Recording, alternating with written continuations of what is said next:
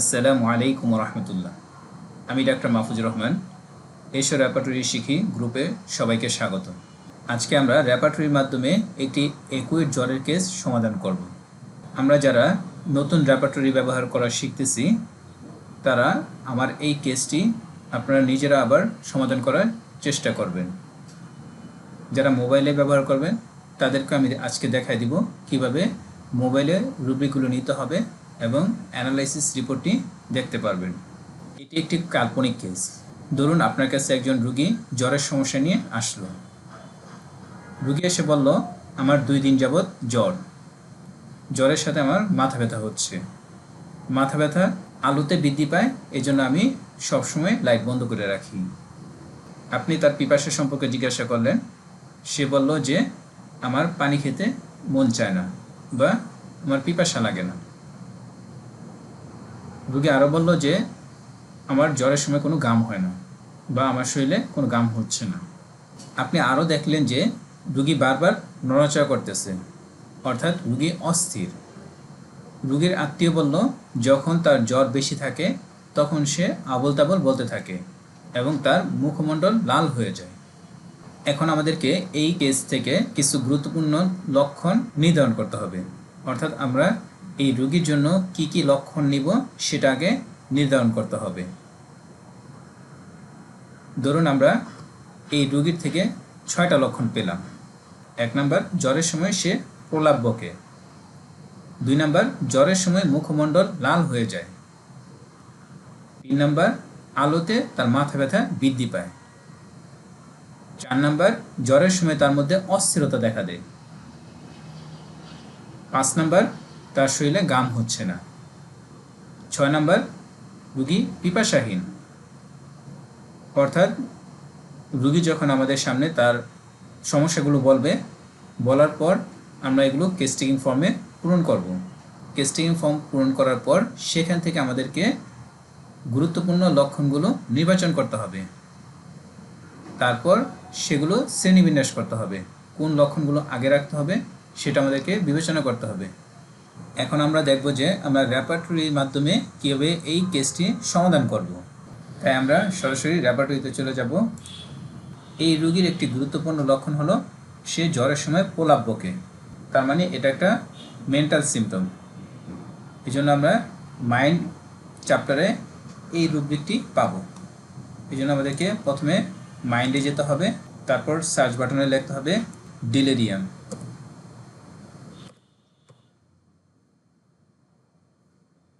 ডিলেরিয়াম অর্থাৎ প্রলাপ বকা। রুগী কখন প্রলাপ বকে? জ্বরের সময়। তার মানে আমাদেরকে নিতে হবে মাইন্ড ডিলেরিয়াম ফিভার ডিউরিং। সুতরাং আমরা সার্চ বাটনে লিখব ফিভার ডিউরিং। সুতরাং রুব্রিকটি হলো মাইন্ড ডিলেরিয়াম ফিভার ডিউরিং। এখন আমরা এই রুব্রিকটি আমাদের অ্যানালাইসিস রিপোর্টে নেওয়ার জন্য এখানে যেই বক্সটিতে 1 দেওয়া আছে এই বক্সে ক্লিক করব। ক্লিক করলে সাথে সাথে দেখা যাবে যে বাম পাশের যে 1, 2, 3 বক্সগুলো দেওয়া আছে 1 নাম্বার বক্সে এই রুব্রিকটি অ্যাড হয়ে গেছে। বা আমরা এখান থেকেও যদি চাপ দিয়ে ধরে এই 1 নাম্বার বক্সের উপর ছেড়ে দিই তাহলে সেটা সেখানে যুক্ত হয়ে যাবে। এখানে একটা পপআপ আসছে যে সিমটম অলরেডি ইজ ক্লিপবোর্ড, অর্থাৎ ক্লিপবোর্ডে আমরা আগেই নিয়ে এসেছি, জন্য এটা যুক্ত হয়নি। অর্থাৎ আমরা দুইভাবে এই রুব্রিকগুলো নিতে পারবো।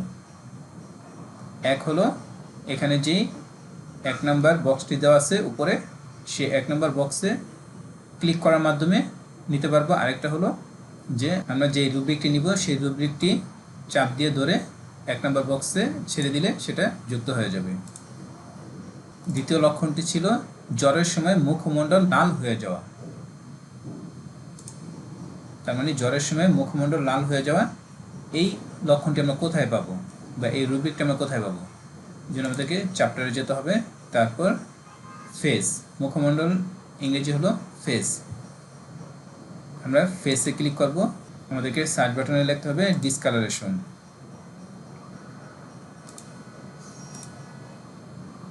Discolouration red.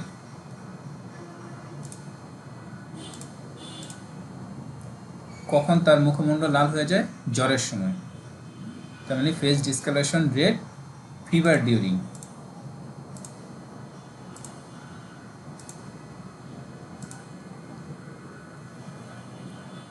তাহলে আমাদের রুব্রিকটি হলো face discolouration red, fever during aggravation. তার মানে জ্বরের সময় তার মুখমণ্ডল লাল হয়ে যায়। তাহলে আমরা এই রুব্রিকটি আমাদের অ্যানালাইসিস রিপোর্টে নেওয়ার জন্য 1 নম্বর বক্সে ক্লিক করব। এখানে 2টা রুব্রিক যুক্ত হয়ে গেছে। আমাদের রোগীর তৃতীয় লক্ষণটি ছিল আলোতে মাথা ব্যথা বৃদ্ধি পায়। রোগীর মাথা ব্যথা আলোতে বৃদ্ধি পায়, এই জন্য আমাদেরকে হেড চ্যাপ্টারে যেতে হবে। Head pain, head pain light from, অর্থাৎ লাইট অর্থ আলো, লাইট ফ্রম অ্যাগ্রাভেশন, অর্থাৎ রোগীর মাথা ব্যথা আলোতে বৃদ্ধি পায়। আমরা এই রুব্রিকটিও আমাদের অ্যানালাইসিস রিপোর্টে নিচ্ছি। রোগীর চতুর্থ সমস্যা হলো জ্বরের সময় তার মধ্যে অস্থিরতা দেখা দেয়। রোগীর যদি শারীরিক মানসিক উভয় ক্ষেত্রে অস্থিরতা দেখা দেয় তাহলে আমাদেরকে জেনারেল থেকে নিতে হবে। যদি তার মানসিক অস্থিরতা দেখা দেয় তাহলে আমরা মাইন্ডে যাওয়ার পর মাইন্ড থেকে অস্থিরতা এই রুব্রিকটি নিতে পারবো, মাইন্ড রেস্টলেসনেস, ফিভার ডিউরিং। এখানে যেহেতু নির্দিষ্ট নয় যে শারীরিক না মানসিক বা তার উভয় ক্ষেত্রে অস্থিরতা আছে, এই জন্য আমাদেরকে জেনারেলসে যেতে হবে। জেনারেলসে যাওয়ার পর আমরা লিখব যে রেস্টলেসনেস,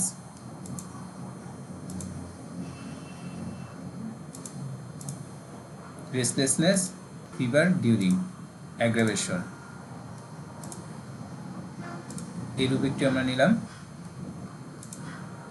তার পঞ্চম সমস্যা হলো জ্বরের সময় তার গাম হয় না। জ্বরের সময় গাম হয় না, এই জন্য আমাদেরকে ফিভার চ্যাপ্টারে যেতে হবে। এখানে ফিভার দিয়ে আলাদা একটি চ্যাপ্টার রয়েছে, ফিভার।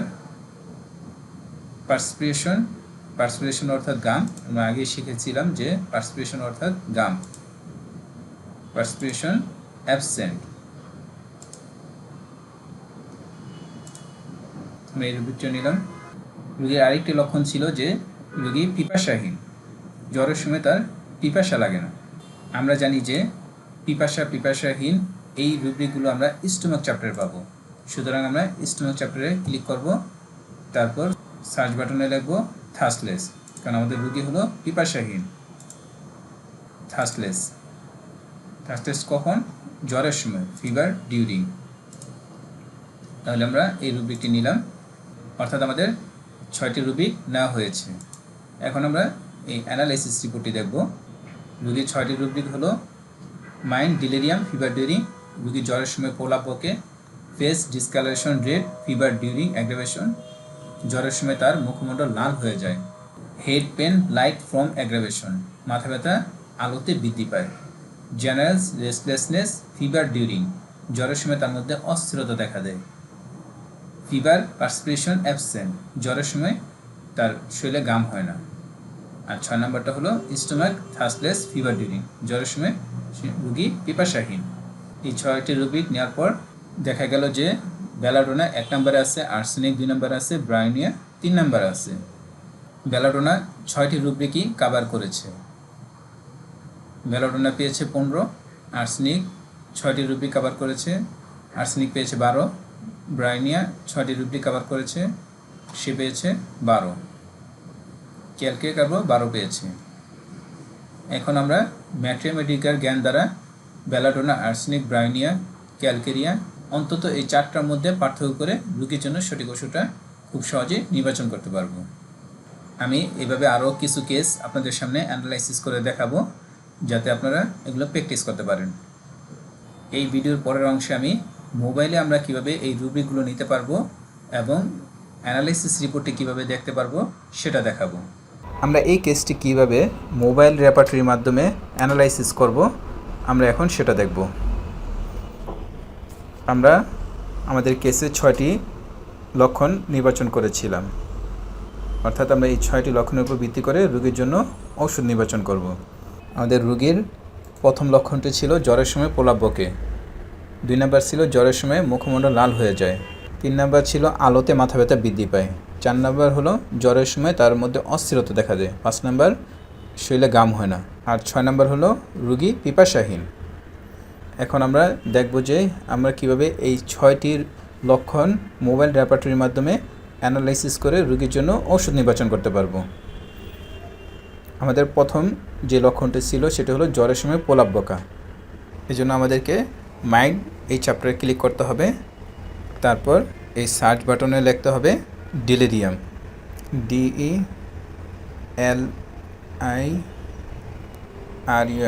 ডিলেরিয়াম। এই ডিলেরিয়ামের উপর ক্লিক করতে হবে। তারপর সার্চ বাটনে লিখতে হবে ফিভার, FEVER, ফিভার। এই ফিভারের উপর ক্লিক করতে হবে। তারপর ডিলেরিয়ামের পাশে যে অ্যারো চিহ্নটি আছে এই অ্যারো চিহ্নতে ক্লিক করতে হবে। এখন আমরা পাইলাম যে মাইন্ড ডিলেরিয়াম ফিভার ডিউরিং। এই ডিউরিংয়ের উপর ক্লিক করলে একটি ছোট পপআপ আসবে। এই পপআপের মধ্যে থেকে অ্যাড টু ক্লিপবোর্ড আমরা এই বাটনে ক্লিক করব। ক্লিক করলে আমাদের এই রুব্রিকটি নেওয়া হয়ে যাবে। তারপর আমরা আমাদের দ্বিতীয় রুব্রিকটি নিব। এই জন্য আমাদেরকে চ্যাপ্টার এই বইয়ের উপর ক্লিক করতে হবে, তাহলে চ্যাপ্টারে চলে যাবে। এখান থেকে আমরা ফেস চ্যাপ্টারটি খুঁজে বের করব। একটু নিচের দিকে গেলেই আমরা ফেস এই চ্যাপ্টারটি পেয়ে যাব। এই চ্যাপ্টারের উপর ক্লিক করব। ক্লিক করার পর এই সার্চ বাটনে লিখব ডিসকালারেশন, DISCO। এই ডিসকালারেশন এই লেখার উপর আমরা ক্লিক করব। ক্লিক করার পর সার্চ বাটনে লিখব রেড, RED, রেড। রেডটা নিচের দিকে আছে, এই রেড বাটনের উপর আমরা ক্লিক করব। রেড ক্লিক করার পর এই সার্চ বাটনে আবার লিখব ফিভার, FEVER, ফিভারের উপর ক্লিক করব। তারপর ডিউরিং এর পাশে যে অ্যারো চিহ্ন আছে এই অ্যারো চিহ্নতে ক্লিক করব। এখন আমরা পাইলাম যে face discolouration red fever during. ডিউরিংয়ের উপর ক্লিক করলে যে পপআপ আসবে এই পপআপ থেকে অ্যাড টু ক্লিপবোর্ড এই বাটনে ক্লিক করব। তাহলে আমাদের দুইটি রুব্রিক নেওয়া হয়ে যাবে। তারপর তার তৃতীয় সমস্যা হলো তার মাথা ব্যথা আলোতে বৃদ্ধি পায়। এই জন্য আমাদেরকে আবার এই চ্যাপ্টারের জন্য যে বইটি দেওয়া আছে এই বইয়ের উপর ক্লিক করতে হবে। ক্লিক করলে আমাদের সবগুলো চ্যাপ্টার চলে আসবে। এখান থেকে আমরা হেড যে চ্যাপ্টারটি আছে এই চ্যাপ্টারে ক্লিক করব।